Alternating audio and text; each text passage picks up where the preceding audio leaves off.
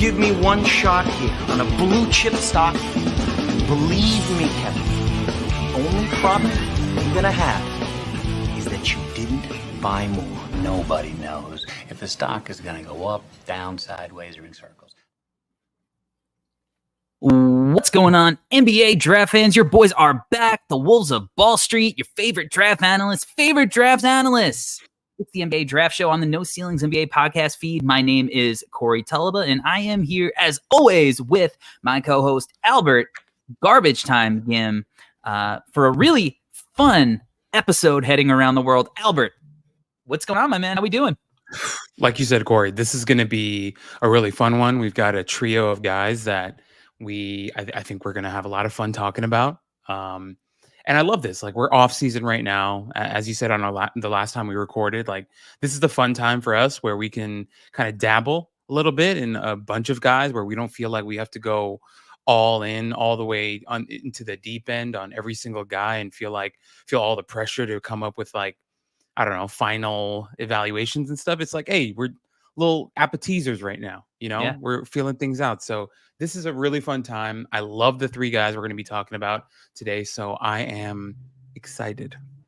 Me too, man. This is a fun group. A group of the first guy that we're going to hit, we actually got, an opportunity to see live at the Nike Hoop Summit for, a week. So we're going to start with Kasparas Jakucionis. Finally, a Lithuanian prospect that I can actually enjoy. He measured at 6'4.5" at Basketball Without Borders. He is listed at 6'6" on the Illinois website, with a reported 6'7.5" wingspan. From Basketball Without Borders, he measured with a 6'6" wingspan at Hoop Summit, I believe, 198 pounds. So there's I don't know if I am going to rock with the taller measurements and length, but he's got a, good height for him for a guy who is going to be looked at as, I think, a guy who can primarily play the point at the next level, but also has a little bit of game to and size to play off the ball as well. Right. So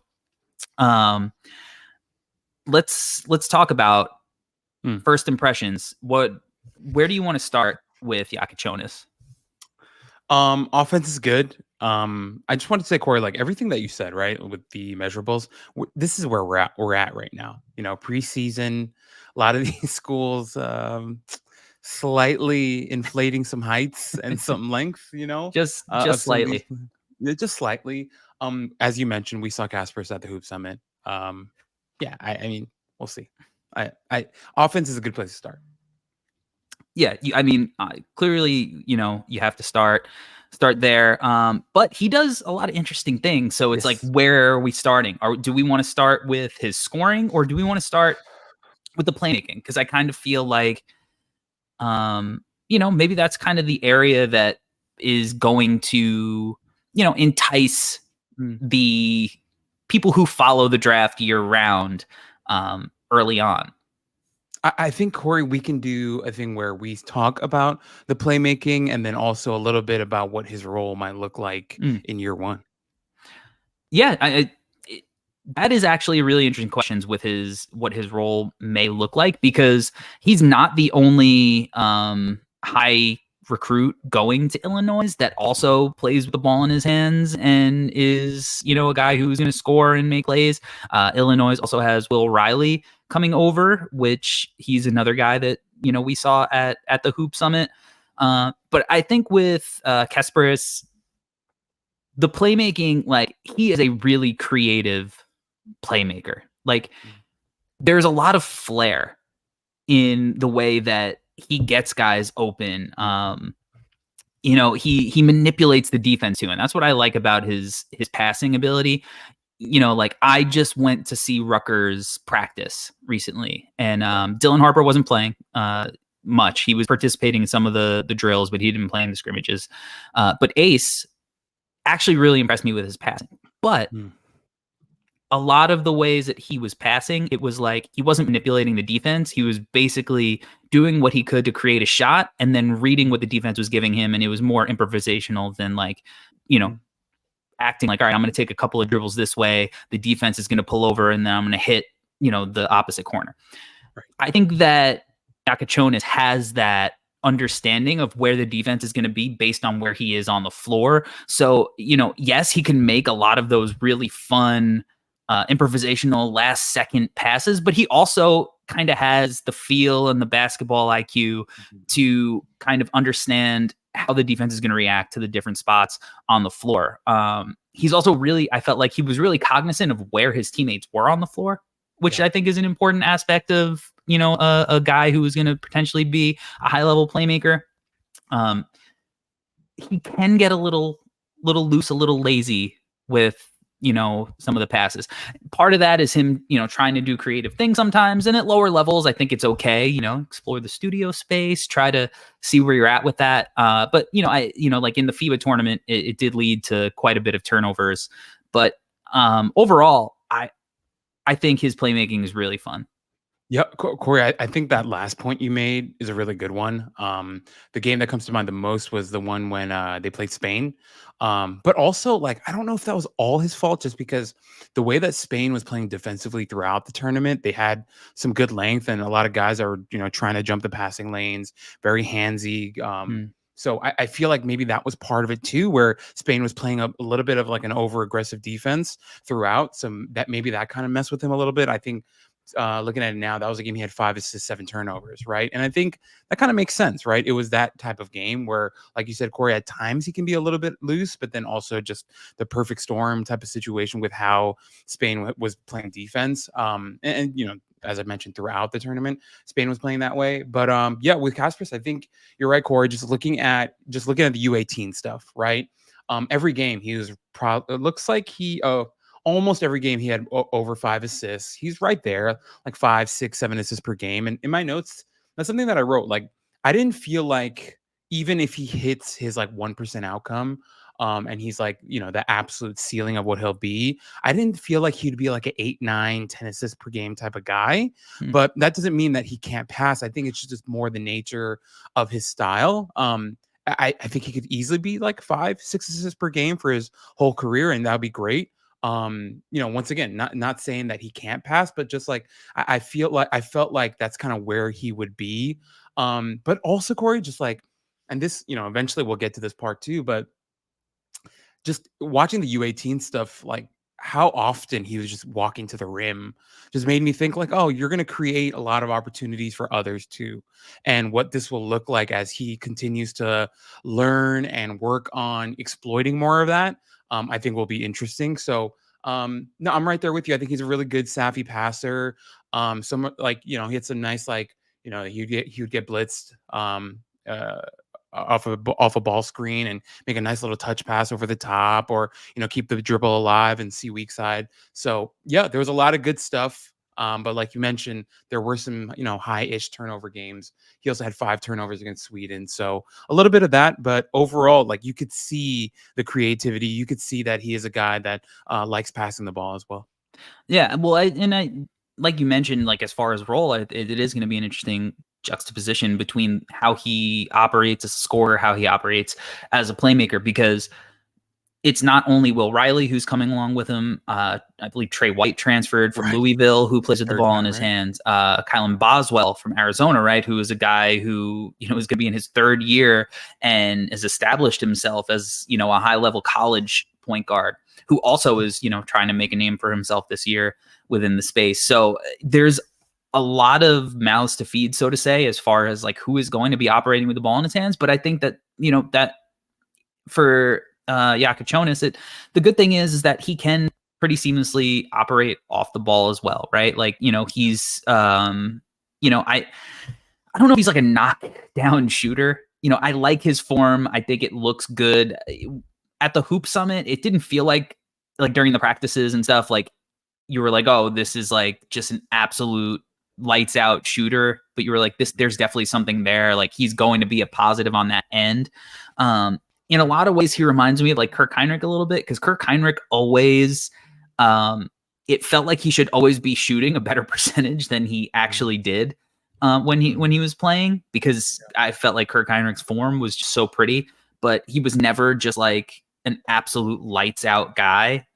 In a lot of ways, his role maybe could be a little bit similar to Heinrich, where Heinrich, one of his selling points was that, you could play him with Ben Gordon or Derrick Rose or other guys who needed the ball because he could also swing to kind of like an off-guard position. Now, we'll get to it later. Kirk Heinrich also was known as a, excellent defender. So, we'll talk about that. But I do think that Jakucionis will be a guy who teams are going to definitely respect as a shooter. And like, he took a lot of tough shots, right? Like, somebody goes under a ball screen, like he's going to let it fly. He has like the creative moves to create space. He's got step backs. Like he's got like some combo moves. Like he's pretty creative off the bounce to free himself up. But he takes a lot of shots off the bounce too, and that kind of hurts his efficiency. Whereas, maybe next year at Illinois, where he is playing off all these other guys and he's sharing ball handling responsibilities, maybe that efficiency looks a lot better than maybe it has in certain situations, because he'll be getting a lot more catch and shoot attempts. Now, he only knocked down 31.3% of his catch and shoot attempts in the FIBA tournament, but it's not a lot of games. Like the sample size is very low. So just like looking at him as a shooter, I buy it.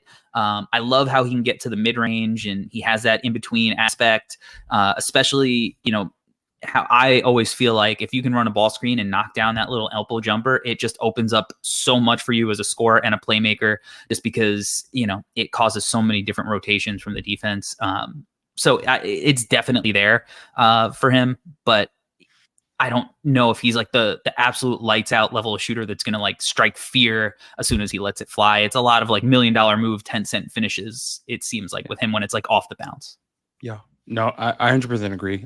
Corey, I think it was the first point that you made when we watched him shoot at Hoop Summit, when they were, just going around the key, taking 5 shots from every spot. He was one of the guys where we were kind of like, oh, okay, like he's missing a lot.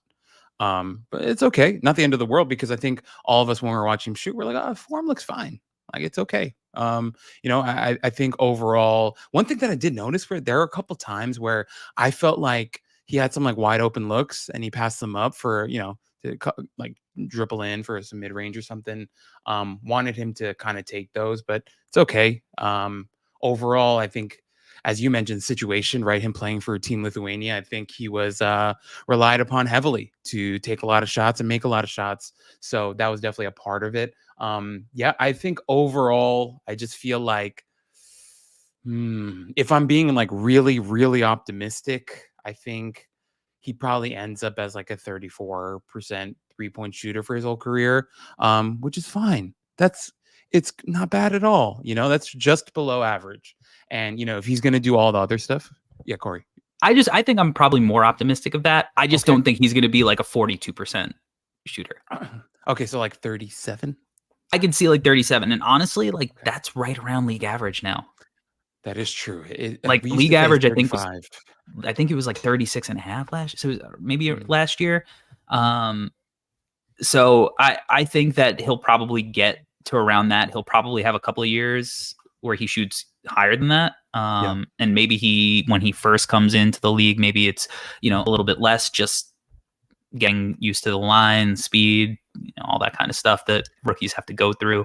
But I'm a little more optimistic about the shooting. I don't think he shot free throws particularly well in the FIBA tournament, but he did. He has shot well from the free throw line, at other parts of his career, like very well. So, he's inconsistent, I think. But like, if I'm just buying the form, I think I'm probably a little more optimistic than you are. Sure. Yeah, I think that's totally fair. Another thing that I wanted to mention, like, we talked about his height before. I think he's got good size though. Like I like that he's like very compact, very proportional. Like, I really like that about him. He has like pretty decent strength. Like there were a couple times like he drive to the rim and you get pushed off a little bit, but I mean, it's pretty normal for his age. But I remember seeing him in person too. It's like, oh, nice broad shoulders, pretty big back already. He's not a string bean. No, he's not. He's absolutely not. So I like that for him. Not a big vertical athlete. No, I mean, maybe we could transition to different parts of his scoring now, but yeah, overall, just going back to the shooting, like I think he'll be okay. I think, as you mentioned, role is going to be really important, especially Illinois. The Trey White thing is, this is his 3rd team in 3 years, correct? So I believe so. That's interesting. But yeah, we shall see. But Corey, I think if this goes bad, right, where the fit isn't great and whatever, uh, he could very easily be like a second, goes back to school, maybe transfer somewhere else type of situation. There's potential for that. I think I think for sure. I think a loaded team. Yeah. In the chat, shout out to everybody watching live at home, on YouTube, on Twitter. Tiburon Felice says Savo snubbed. Love Savo. Just not covering him today. That's it. But that dude can really pass, really fun. But yeah, transitioning back to Jakucionis, yeah, I agree. Like when he was around the rim, I felt like there were times where he struggled with the contact as a finisher. He is definitely ground bound. Like he's not putting people on a poster. I don't even think he's got like the Reed Shepherd, like sneaky bounce on like a breakaway, but I did think he showed some nice flashes, finishing with both hands, which I liked. Good balance and body control, and I think that part of that goes to like how proportionate he is, the fact that he's comfortable, like playing at his own pace, and doesn't necessarily get sped up. I think that helps him stay in control a lot of times, and balanced. A lot of scoop finishes. So my question is like, can he finish through the trees in the half court against like big time athletes? He was 52% in the half court, 57.5% overall. So there's definitely questions there. And that's part of maybe like, let's say things didn't go as planned. I think the finishing would be one of the aspects of his game in which you'd look at and be like, well, he's just not ready athletically or physically, dealing with the physicality. And so, maybe another year going back, learning how to finish, working on that aspect of his game could be something if it didn't work out this year. Yeah, no, 100% agree, Corey. I think, okay, to his credit, right, he is ground bound, right? But I did feel like there was some like, nice little, he had some, well, number one, I like how he gets to the rim. He caused some guys some real trouble with the handle, with his shiftiness, Yep. The hesitations, right? He did a lot comfortable of in tight spaces. He is. Absolutely he is. And I thought, he showed some pretty good footwork too when he was getting to the rim. It's definitely. just that, it's everything you mentioned. Sometimes against like bulkier, bigger interior defenders, like he's gonna struggle a little bit. Some of that physicality threw him off at times.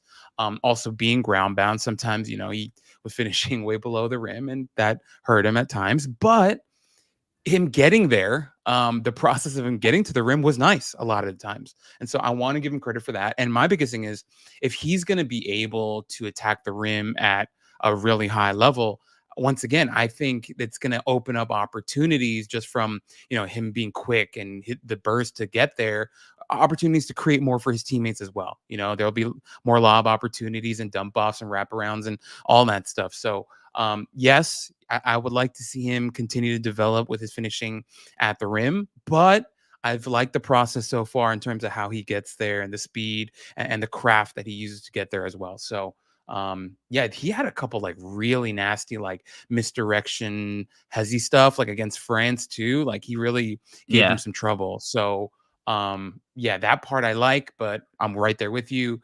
At the rim could use some more work and maybe just straight up more time. Yeah, but you're right though. Like part of the manipulation stuff and like the improvisation where like he will like jump in the air to look like he's gonna get a layup off, and then all of a sudden he's like wrapping around a pretty sick pass to an open shooter or something. He's got a lot of fun polish and craft to his game. He's gonna be fun. I'm less optimistic about his defense right now. I think that's probably the other thing with him. I think he's a pretty lazy defender, to be completely honest. Corey, I'm right there with you, but something I wrote in my notes against Germany, I think it was like the first possession, he came out of nowhere and had like a nice little like help side block, and I was like, oh, I'd like to see more of this from you, but it just didn't happen the rest of the game. So well, and look, I'm not asking him to be a lockdown guy, or I'm not asking him to be Kirk Heinrich even. I mentioned before. Who was D'ing up D Wade on an island and, putting the clamps on him at times, but he doesn't have the physical tools to recover when he gets beat. He gets crushed by screens. just demolished. Like, you just can't get through him. Maybe some of it's effort, maybe some of it's strength. He gives ball handlers a ton of room, and he allows them to kind of dictate the possession instead of like getting up in their shirt and, forcing them, into whatever direction he wants to go based on how he's setting up his stance.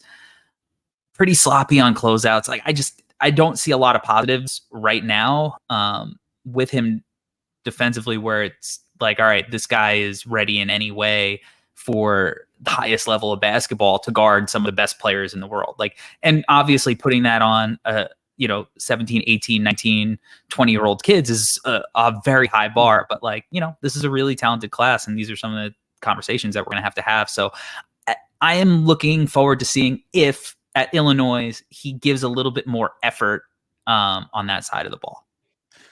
Just to, I as they say, when it rains, it pours. But he was flat-footed almost all the time. Refused to get skinny over screens. What else did I write in my notes? A lot of times wasn't really in a stance, just kind of bent over. Yeah. I know we don't love that. But overall, just like, even the effort would come and go at times. Like I mentioned that Germany game, like he came out hot with a nice block and then kind of disappeared the rest of the game. I didn't really like what I saw after that. So, right there with you, Corey. And especially like if he's not going to be 6'6" and he is going to be like 6'3", 6'4", and his wingspan isn't going to be a plus wingspan. I know they listed as slightly plus, but if it's not, and it's kind of just, equal Average, or maybe a little bit plus, like, yeah, exactly. He's going to need a little bit more effort. Going to need him on his toes a little bit more. In a stance would be great.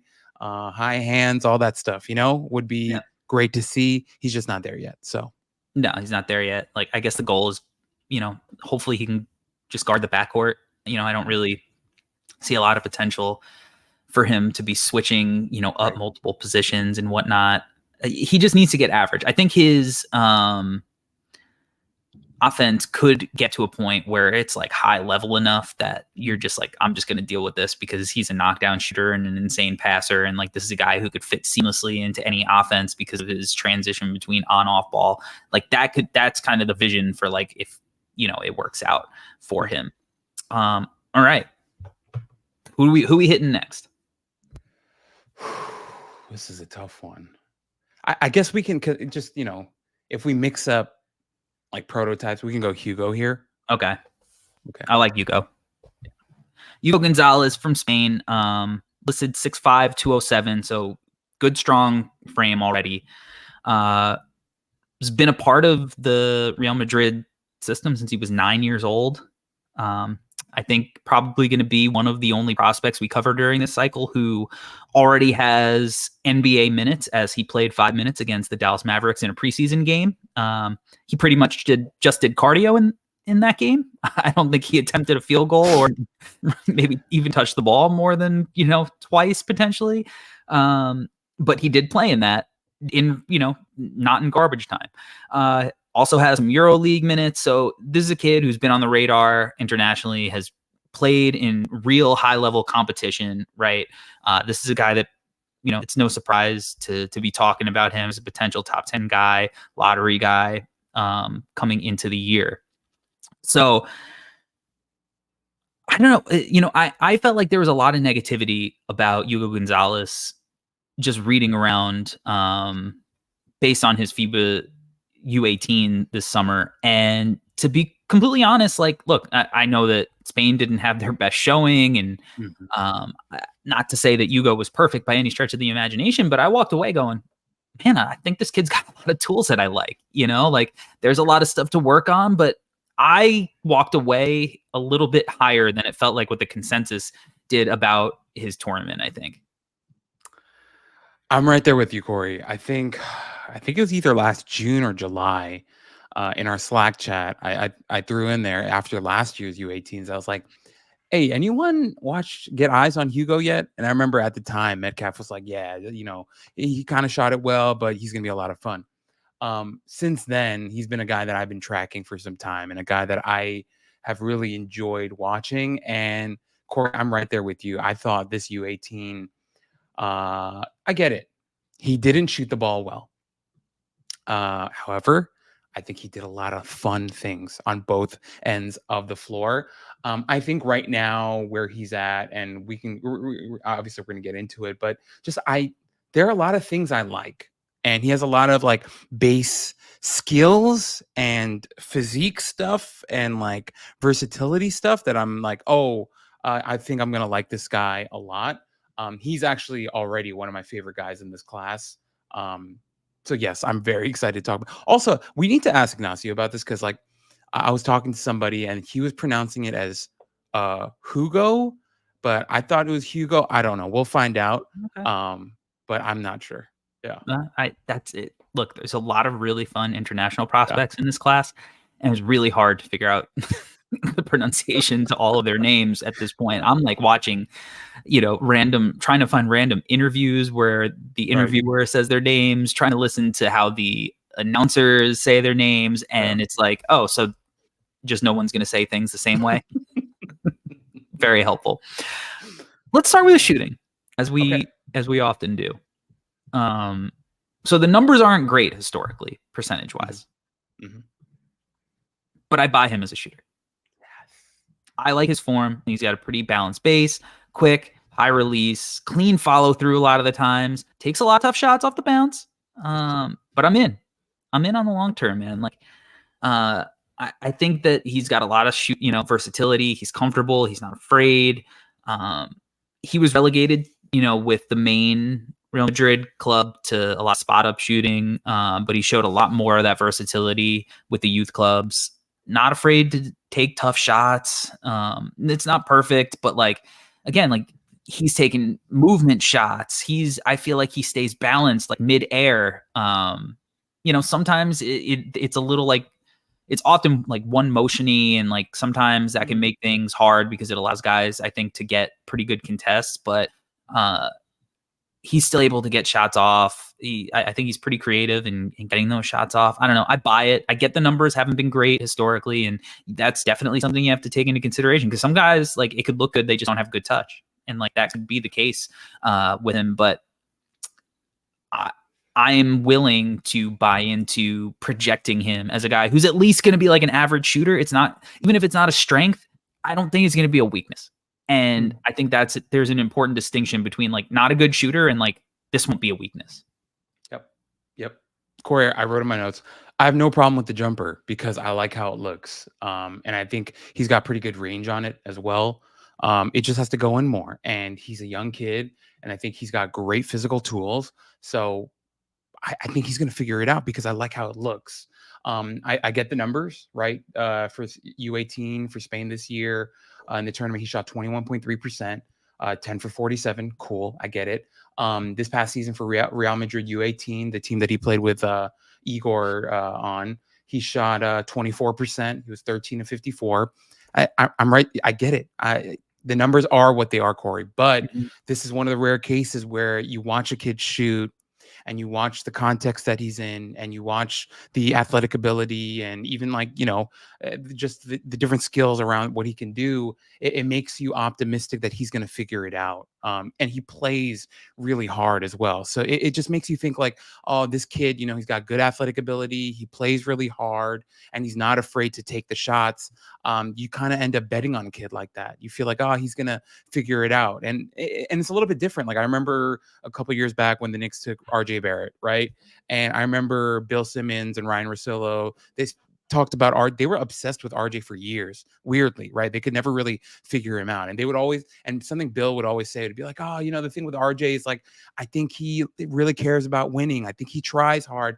I think he's going to, lock himself in the gym and figure it out. The one thing I'll say to RJ is that he's never really figured out the outside shooting, right? He hasn't become a knockdown shooter. He's improved a little, huh? Consistently. Correct. Yeah. Correct. On and off. Yes. The thing with Hugo, though, that I believe in, though, is that, yeah, he cares. He tries really hard, but also like I like the athletic ability with him and the tools. And I feel like it's going to offer up different opportunities for him. So I don't know. I'm right there with you, Corey. I like how it looks. I believe in it. And I think it's just going to take some time. Yeah. Now, RJ is a pretty interesting, like, player comp. Like they don't Yeah. look like they play the same way. Maybe it's because RJ's a lefty, but RJ's a little more stiff in his movements. It Yes. feels like he's like Very less upright. flexible, you know. But you know, RJ was also a kid at these levels who like was really aggressive getting downhill, and you know that led to a lot of good stuff for him. And RJ's still a really good player, and he showed like a lot of positive flashes, taking on like I think a role that fits his game more with Toronto than it did in New York. But yeah, I'm kind of buying the shot. Like I like how he uses like floaters out to the free throw line. Like he's comfortable. He's just comfortable shooting in a lot of different situations. But like obviously, he's a really great athlete. And he's aggressive downhill and getting to the rim. He pressured the rim a ton. He was 69% overall, 60.5% in the half court in the FIBA U18s. Really quick first step. I think he's got really slick footwork in tight spaces, mixes up using like Euro steps and hop steps. He finishes off both feet to throw off, you know, the rim protector, the timing of the rim protector. I think that like his strength actually allows him to finish through contact and embrace it, get to the free throw line. He can play above the rim. He's got a little bit of bounce. You know, he's awesome in the open floor. He can cut.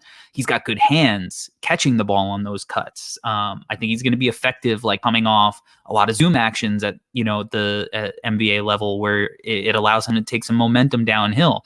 You know, when he's operating with the ball in his hand, mostly out of ball screens, not a lot of like ISO stuff, which personally I like, you know, there's a little bit of ISO, but I'd rather, you know, the screening option there. Really good with like the sharp left to right crossover to free up space. He's got a snatch back that he likes to get to. Really good at splitting double teams, which I think is important.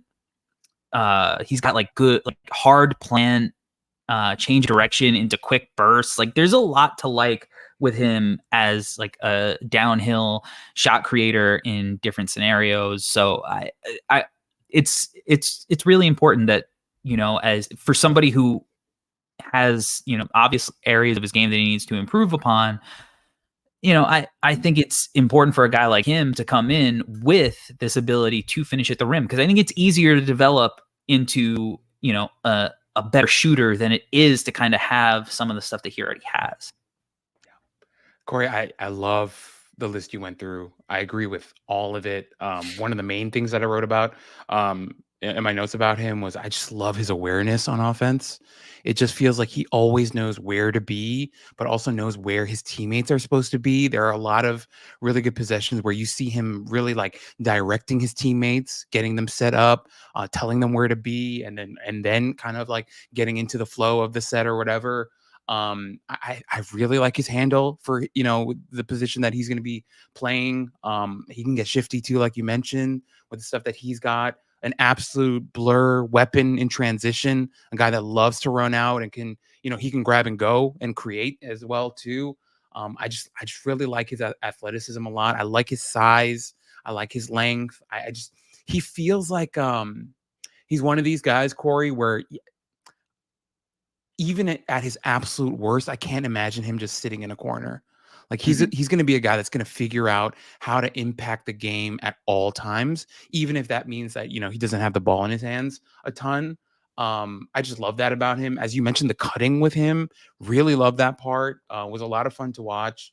I thought he passed the ball pretty well too. I thought he had a lot of nice looks. Even, you know, sometimes he'd be running ball screens and make a little pocket pass here or there. I just like, you know, the connectivity with him too. His passing is interesting. It's an interesting conversation because all the numbers say he's like a below average passer.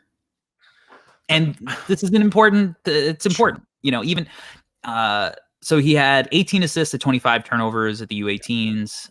So it's like negative assist to turnover ratio, right?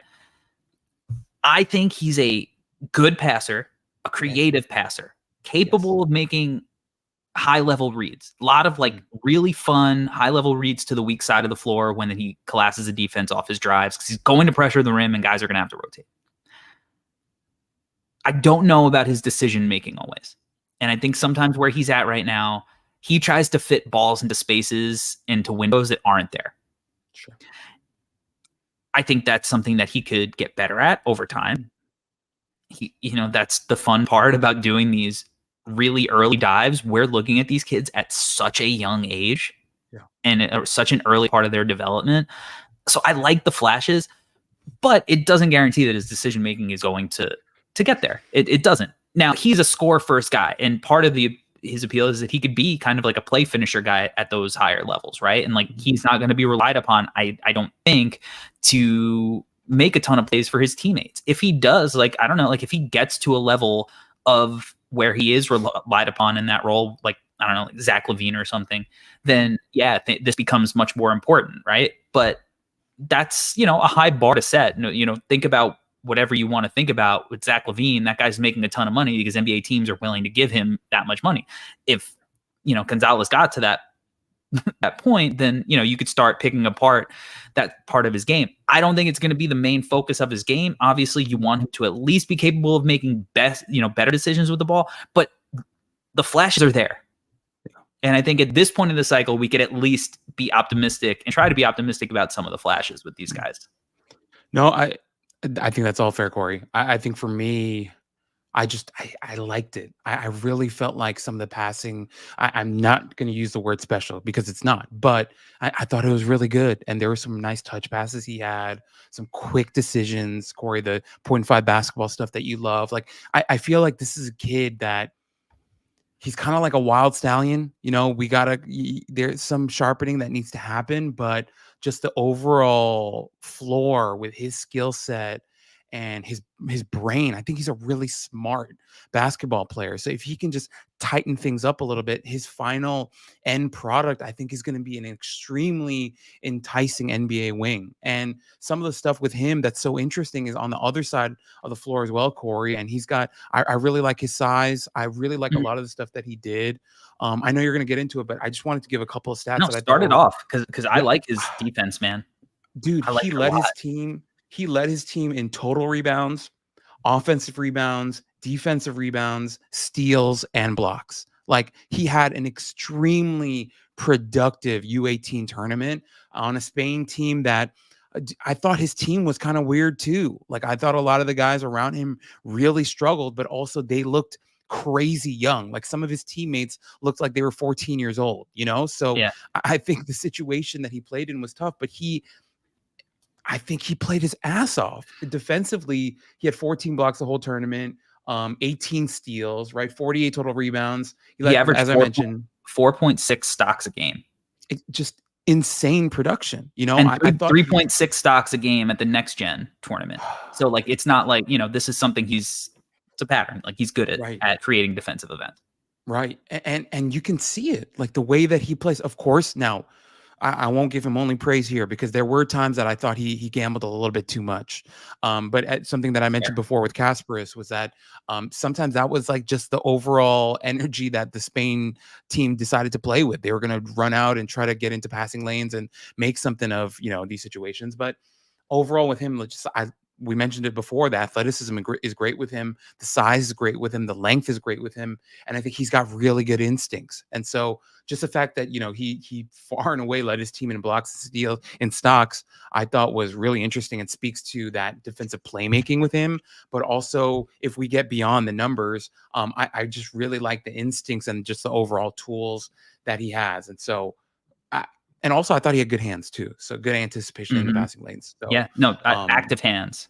Yes. Active a hands. lot to like. And I think, Corey, if we look at him holistically, right? Yes, we don't love the shooting numbers right now, of course. Some of the decision making you mentioned, there's room to grow. But then if you bring in the defensive side of it as well, and then you kind of put it all together, then we're kind of looking at like an all action, really versatile wing player that might have all the tools you're looking for as a modern NBA wing. And if he can get his shooting to 35, 37%, then we're talking about a guy that will make a shit ton of money in the NBA one day. So that's where I'm at with him. I really enjoyed a lot of the defensive stuff. Yeah. The two-way stuff's really fun. And it's why, like projecting him forward, again, that shot comes around. Like, you could see this guy playing, even if it doesn't necessarily come around, I still think he offers so much, but like I could see him playing in high leverage playoff games down the line. and not having to be benched necessarily. But like, look, there's things defensively he definitely has to work on. You mentioned some of the gambles. I thought he bid on pump fakes a lot because, again, he's trying to like sometimes hunt maybe a block or two.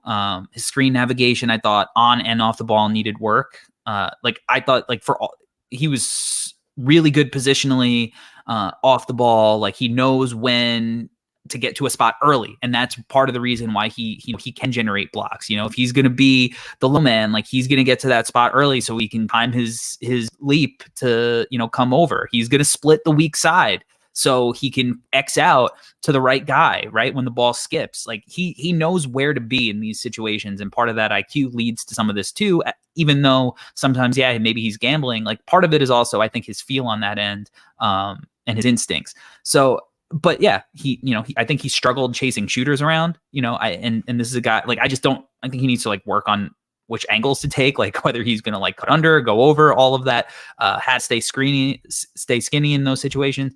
But there's so much to like with his motor, with his two-way capability, that it's easy to see him playing. I don't think he's going to be a guy who is like a star level player, but like, I think that he's going to be a guy who complements star level players, and he'll star in his role, and he'll have like that extra gear, that extra oomph. Like, I could see him in like, the Western Conference Finals coming in for like a gigantic tip dunk off an offensive rebound because his motor just put him in the right spot type. You know what I mean? Like, I could see that with him. So there's a lot for him to work on.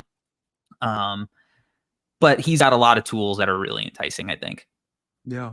I mean, and again, most people thought he had a bad tournament. Like, so, what does it look like if he does? And I think that's part of it. Part of it is that he's one of the international prospects that came in with the most hype. So the more expectations that you have for somebody, the higher that bar is to reach them in people's eyes. But like, I think looking at it objectively, I thought he showed a lot of really, really impressive skills. Yeah, no, my ultimate like early preseason evaluation with him is I just love the versatility. He has like an all around game that's easy to love. You can see, like, I don't know, maybe people, I don't know who the people are, but the people that didn't like his tournament, like, I feel like if you ask coaches, they might say something different.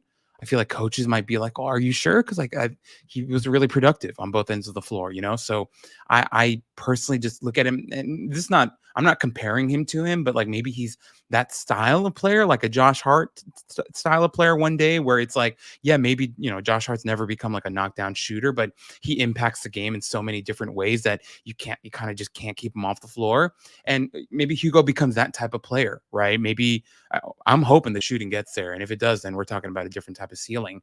But at his floor, maybe he's that type of player where he impacts the game so much through all the other things he does that it's just hard to keep him off. So I like him a lot, Corey. I see a lot of potential with him. I have him pretty high up on my board, even with the heart. And Corey, I genuinely don't like guys that can't shoot the ball, but my biggest thing with him is I think he's going to figure it out. So I like him a lot. Well, let's transition over to Israel's Ben Saraf, who will be playing with Ulm next year in Germany.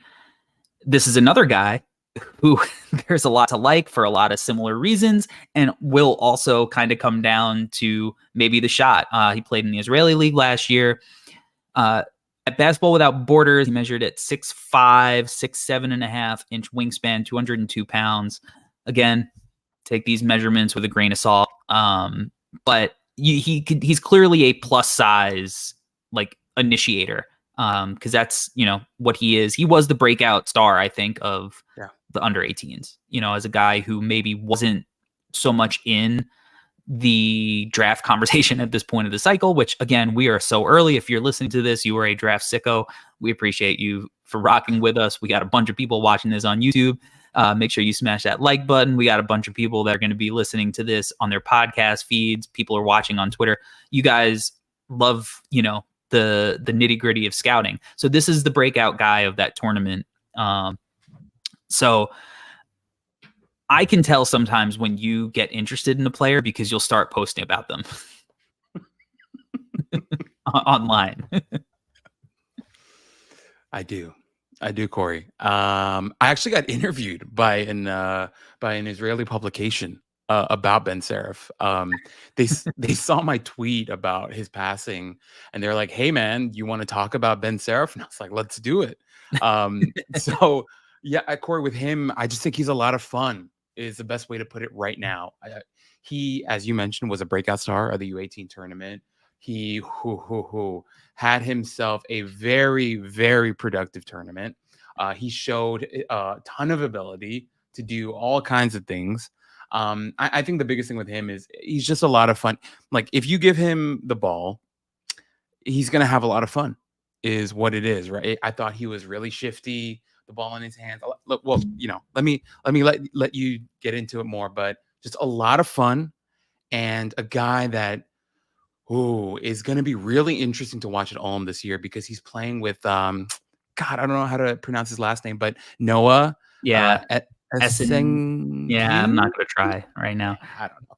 But they can be a really fun tandem for that Ulm team after they just lost Juan Nunez and Pacom Dadier.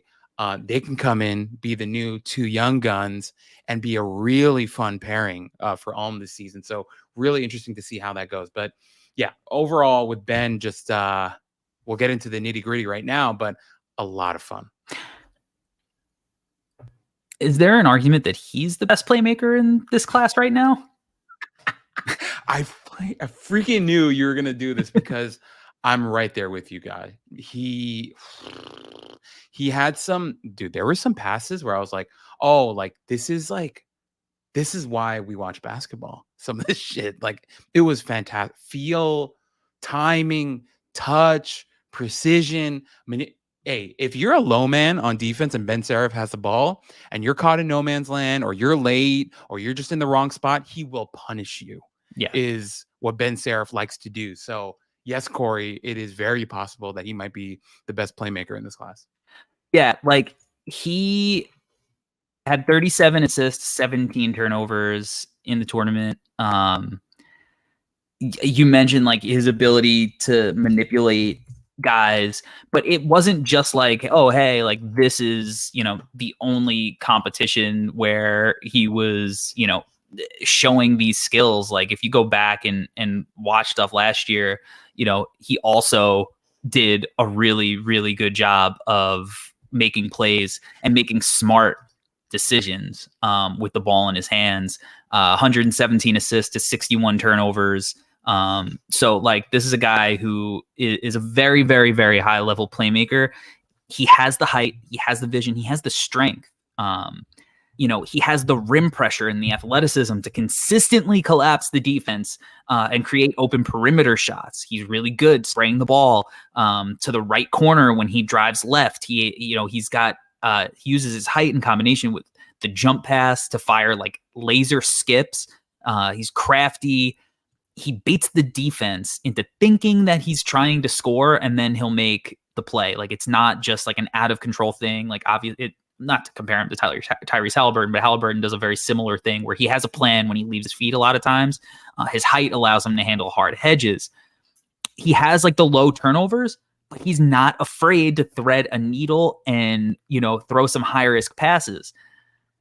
He's got he does the live dribble hits with one hand. Like it maybe doesn't look as crazy or as like cool, because maybe he's not like as like flexible, maybe is the word, as like, a guy like Jakucionis, but like he might be more effective or, as a passer. I think he is more effective right now, to be honest, he might be even a better passer than, Traore. Like, I don't know. He's very good. He's a very good playmaker.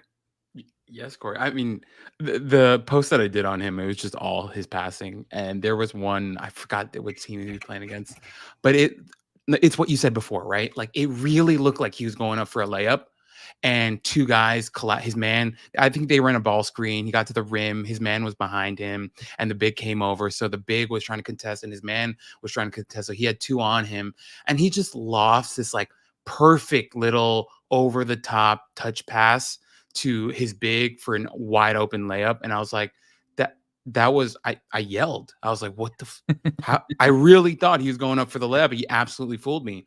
And he's that type of guy. Like you said, Corey, he really can fool the defense. My biggest thing, and I mentioned it before, like the way that he can manipulate the floor with his ability. He's another guy that can live in the mid-range too. He's got a good mid-range jumper. He likes going to it. He can go all the way to the rim. He's got crafty finishes at the rim as well. My biggest thing with him is I love the pace that he plays with. It never felt like he was sped up or trying to do too much. I loved it. I absolutely loved his game. I loved watching it. We'll get to the defense later. I thought his defense was kind of fun too. But yeah, man, there's a slipperiness to him that I really liked. It feels like it's hard to stay in front of him. I love how he navigates ball screens. Another guy who can split doubles really nicely. Yep. God, a lot of fun. Like I just cannot wait to see what this looks like, for Ulm this season. Because Corey, if this goes well, dude, when I was interviewed for that piece, they were like, "How high do you think he can go?" And I was like, "I guess he can go lottery, dude. Definitely. Why not? He can easily go lottery."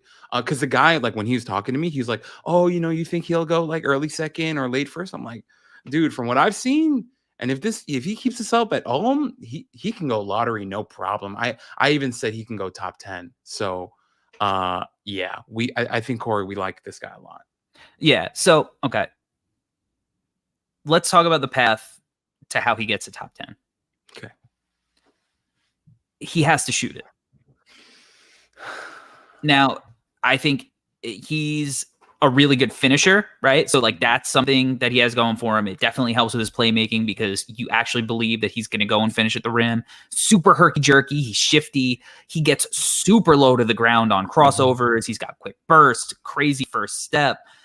He is very left-hand dominant. I will say that. He's got good deceleration. Like he's going to be, again, like if you want to play him off the ball, he's going to be great coming out of zooms. I don't love his touch as a finisher necessarily. He's better in transition. I think he'll learn to use his size to his advantage more. But like, this is all awesome. The shot has to go in. Now, at FIBA, he was 39% in catch and shoot. 25% guarded, 63.6% unguarded there. Right now the good news is he is not afraid to shoot shots. And he was clearly like the number one option. He's taking tough shots off the bounce. So that's good. But he's much more of a shot maker than a shooter. True. The problem is, too, I think historically with him, is the shot making in general. I think even though I'd say he's a shot maker, it's like that's what he showed in the FIBA tournament. I don't know if that's what he showed throughout his career so far. Now, that's the last, footage we have of him. It's the most recent. So like you love to see that trending in the right direction, right? But he's been pretty inefficient, at other levels. He was, let's see, at the Israeli team, shot 25% from three. So, there's definitely a lot that he needs to continue to work on. I think that it's very upper body reliant. It's a little stiff. It's pretty mechanical. Sometimes you could see it kind of like step one, step two. Sometimes it feels like palmy because it's got a high release point. He's got good arc, but I think like guys who shoot the ball with a lot of palm, like sometimes it leads to like harder misses and inconsistent misses. And I think that's part of it. There's a lot of times where like he'll jab step himself open and then shoot the threes. And it's kind of like, I don't know if I'd say like a bailout shot, but it's like, cause he's still like creating space. It's fine, but it's like probably not the best shot that you can get. So maybe it's a little bit selling. I like him as a shooter. He pulls up at the elbow, right? Like I like when he gets to those elbows again, because it helps make plays. It helps pull the drop bigs up. It does a lot of stuff.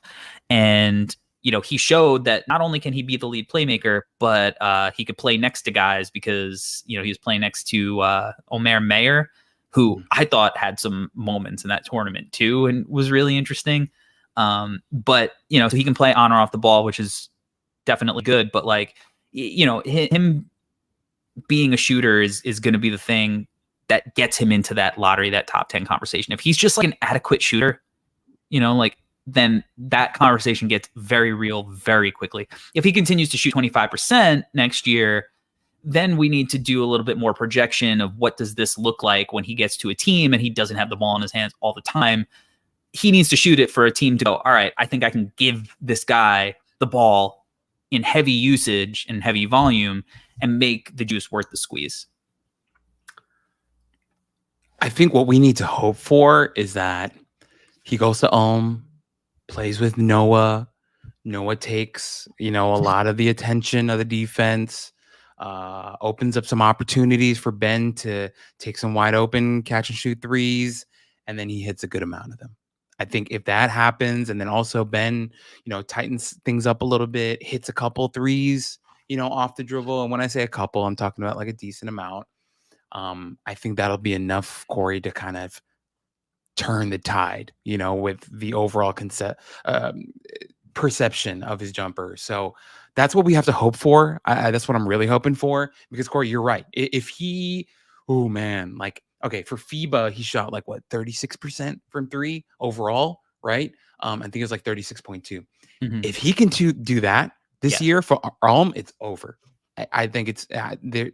I think teams will just be so in love with the size and the playmaking with him that if he gets to that percentage, it'll be more than enough, and he's a lock. But obviously, Corey, like you said, if he's like mid-20s, and damn, like teams will be like, "Oh, are we sure this kid could shoot?" type of discussion, and obviously momentum will shift. But man, if he can be mid-30s, we will be very, very happy people, and I think he will end up in a really good situation when it comes to the draft. So I couldn't agree with you more. But the free throw shooting too, right? Yeah, I was gonna say if he hits free throws at a better percentage. Yes. Now he shot, I think, 76% in FIBA, which is pretty good. Yes. Like I'll buy that.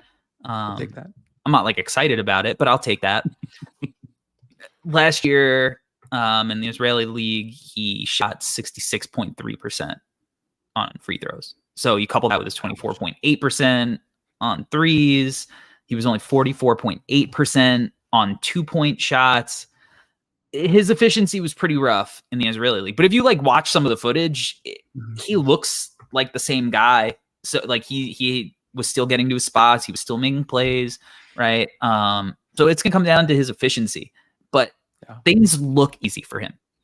Mm-hmm. I don't feel like he looks like he's struggling to make things happen. And I think that's a really, really good sign. I'll tell you what, the draft Twitter kids who freak out about shin angles are going to love this guy.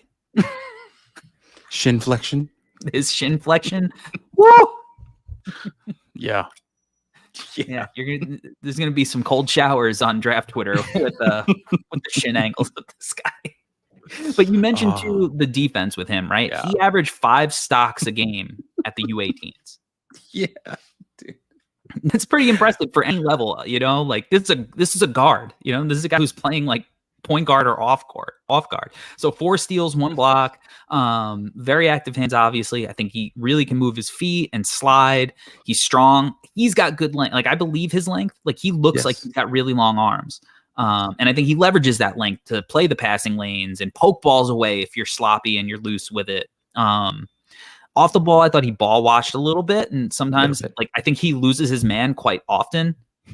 But he can cover ground on closeouts and get to the corner as the low man. He reads passing lanes well again, and that's why he's able to generate so many turnovers.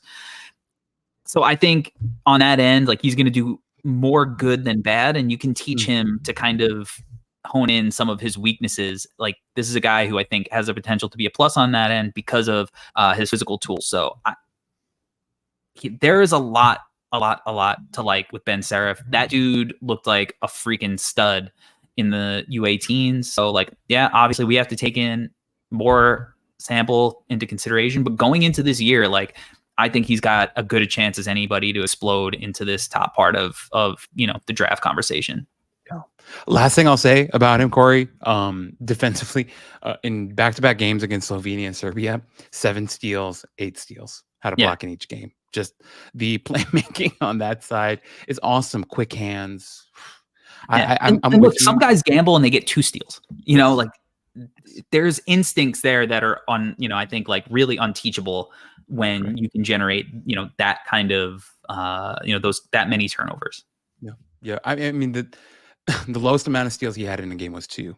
So really good by him. Good But baseline. overall, good baseline. And Corey, like you said, right? Like, yes, there are things he needs to work on. Yes, he can get caught ball watching a little bit, but we also have to remember he had heavy usage on the offensive side of the ball. He's also young, so we'll see. I think overall, like you said, Corey, the ceiling for him is still high. Even on defense, I think he'll be a really. I think he's going to be a good defender. Is where I'm ending up right now. So yeah, right there with you. Yeah. He was probably my favorite guy out of the 3 to watch. Still kind of figuring out, my rankings and whatnot for this part of the year, but he's as interesting as any of the guys I think that I've watched so far and that we've covered so far. I think he's really, really, really intriguing. I just pray that shot comes along, man. But this was fun. This was a really good group, and as I was going through it, I'm like, man, there's so many fun international prospects that you want to cover that it's like we get to do another around the world international episode at some point in this pre-draft process. Like there's enough talent to do that, which is cool. So, yeah, I'm excited, man. So I'm glad we got to finally get back in the saddle and break these guys' games down. Yeah. Corey, like you said, the international class is a lot of fun. We're going to do more episodes with more international guys. We got to do an Igor one. Some stuff to talk about there. You mentioned Will Riley. There are a lot of names, right? Even the guy at Duke, Common, right? Malawa. Man, I'm terrible. Okay, but there's a lot of guys for us to talk about. It's going to be really, really fun, and I love that we're getting into the swing of things. I know the Tylers are recording today as well, so I know it's the off season, but no ceilings. We're still trying to do a lot of stuff, and we've got our team is huge now, right? Yeah. We brought in some big guns, so a lot of great stuff happening. This was a lot of fun, Corey, and I'm excited that we're doing this. Hell yeah, man. A lot of off season left, a lot of guys to cover. So make sure that if you haven't yet, if you're watching on YouTube, that you subscribe to the channel, you like the video, you share it, all that fun stuff. If you're on Twitter, repost it, retweet it. If you're listening on the podcast feed, make sure that you subscribe, make sure, that you're sharing it, all that fun stuff. That really helps us out. Rate, review, all the stuff that you've been doing. If you're listening now, you're definitely a supporter. So it helps us out with a lot of things, but appreciate everybody for watching, man. For the off season, we're doing really fun numbers here. And especially, we just kind of went on. We didn't even have this thing in the queue. So appreciate you guys for being here, topping it up. We will be back soon to break down 3 more guys. Until that time, enjoy the rest of your summer, guys. We're out. Peace. Peace.